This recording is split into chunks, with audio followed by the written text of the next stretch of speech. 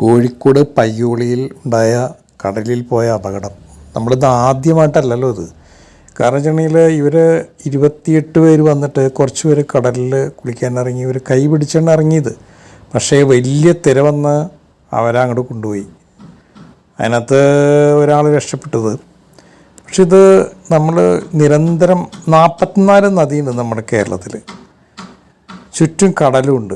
ഇവിടെയൊക്കെ നമ്മൾ വളരെ വെള്ളത്തിൻ്റെ കാര്യം എന്തും ശ്രദ്ധ കുറവാണ് നമുക്കിത്. കാരണം വെച്ചിട്ടുണ്ടെങ്കിലേ വർഷങ്ങൾക്ക് മുമ്പ് ഇരുളും വെളിച്ചം എന്നുള്ളൊരു പങ്ക്തി ഈ മംഗളത്തിലുണ്ടായിരുന്നു. അതിനകത്ത് KM റോയിയാണ് അത് എഴുതിക്കൊണ്ടിരുന്നത്. അപ്പോൾ അദ്ദേഹം പറയുന്ന ഒരു കാര്യം ഞാൻ വായിച്ചിട്ടുണ്ട്. അതായത് അന്ന് അദ്ദേഹം അമേരിക്കയിൽ ഒരു 5 സ്റ്റാർ ഹോട്ടലിൽ അവർക്കൊരു മീറ്റിംഗ് കൊടുത്തിട്ടുണ്ടായിരുന്നു.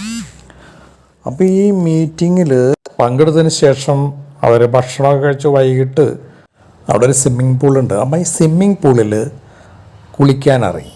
അങ്ങനെ കുളിക്കാനിറങ്ങി കഴിഞ്ഞപ്പോൾ പെട്ടെന്ന് ഒരു 10 മിനിറ്റ് കഴിഞ്ഞപ്പോൾ സെക്യൂരിറ്റീസ് വന്നു വെച്ച് പറയണം ഫയറാണ്, നിങ്ങൾ വെള്ളത്തിൽ നിന്ന് കയറൂ, പെട്ടെന്ന് വെള്ളത്തിൽ നിന്ന് കയറാൻ പറയണത്. അപ്പോൾ ഇത് എന്താണെന്ന് വിചാരിച്ചിട്ട് ഇവർ ആക്രോശിക്കണം. അങ്ങനെ പുള്ളി വേഗം അവരെ കൂടി ചാടി കയറി റൂമിലേക്ക് പോയി.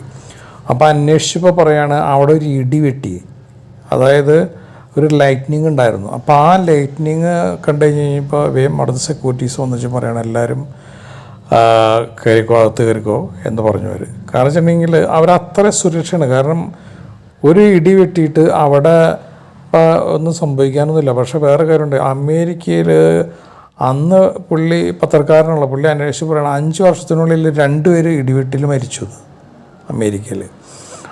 നമ്മുടെ നാട്ടിൽ എത്ര പേരെ മരണപ്പെടണത്, എന്നിട്ട് നമ്മൾ എന്തോരം ശ്രദ്ധിക്കുന്നുണ്ട്. അപ്പം അത്രയ്ക്കും കെയറിങ് എല്ലാ സ്ഥലത്തും കൊടുക്കണം നമ്മൾ. അപ്പോൾ ഇവിടെ കടലിലൊക്കെ എന്ന് വെച്ചിട്ടുണ്ടെങ്കിൽ ബീച്ചിലൊക്കെ പോകുമ്പോൾ നമുക്കറിയാമല്ലോ, ബീച്ചിലൊക്കെ നമ്മൾ അത് വൃത്തിയായിട്ട് നമ്മൾ കാര്യങ്ങൾ കൊണ്ടെടുക്കില്ല. രണ്ടാമത്തെ കാര്യം, മക്കളെ അടക്കം കൊണ്ടുവന്നിട്ട് അവരിങ്ങനെ ആഹ്ലാദിച്ച്, ഇങ്ങനെ പെണ്ണുങ്ങളടക്കം ആഹ്ലാദിച്ച് ഇങ്ങനെ നടന്ന് അവർ ആദ്യമായിട്ട് ഏതാണ്ട് ചക്കക്കൂട്ടാൻ കണ്ട മാതിരി വേയും ചാഴപ്പം മക്കളൊക്കെ അവിടെ പണ്ട് ചില ഒരു സ്ഥലത്ത് ഇതുപോലെ ഞങ്ങൾ പോയി കഴിഞ്ഞ് കഴിഞ്ഞപ്പോൾ ഒരു കൊച്ചിനെ ഇവരിങ്ങനെ മൊബൈലിൽ നോക്കി നടക്കുക, ഈ കൊച്ച് കടലിലേക്ക് നടന്നു പോണു.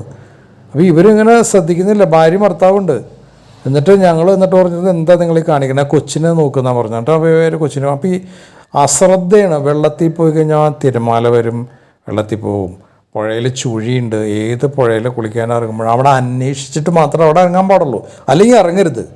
ആ പുഴേനെ പറ്റി അവിടെ അയൽവാസികളോടും അവിടെയുള്ള കടക്കാരോടൊക്കെ ചോദിച്ചിട്ട് ശേഷമാണ് നമ്മുടെ ഇഷ്ടത്തിന് നമ്മൾ ഇറങ്ങിക്കഴിഞ്ഞാൽ. കുറച്ച് വർഷങ്ങൾക്ക് മുമ്പ് കാലടിയിൽ ഞങ്ങൾ ഭക്ഷണം